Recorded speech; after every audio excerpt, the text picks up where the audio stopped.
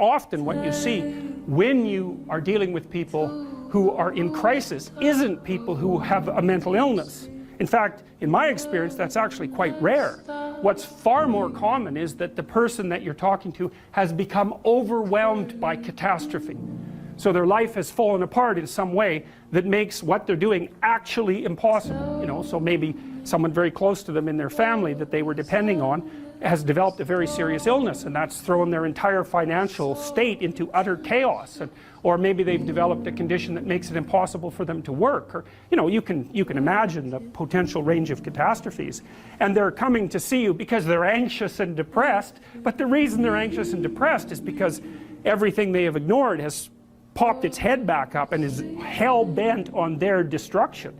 And often you see people who are being attacked by 5 or 6 of these monsters at the same time. And it isn't their mental illness that stops them from being able to deal with it, although that, you know, whatever weaknesses you have are going to interfere.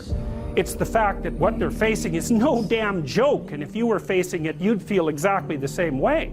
Like, these things are major. You know, I often see people who, well, they're in a relationship, maybe they're rather isolated, older people. One of the partners is dying and their entire financial situation has become catastrophic. It's like, that's not a mental illness, man. I mean, they may have got into that situation because of one inadequacy or another, but you don't even want to push that too far, because that sort of thing can happen to anyone, and will, in fact, happen to most people in one form or another, at least at some point in their lives. So you want to be damn prepared for that. It's bitter and harsh and anxiety-provoking and painful. But if you're not ready, then it's also hell. And often you can stop things from becoming hell, even though you can't stop them from being bitter and painful and anxiety-provoking and all of that.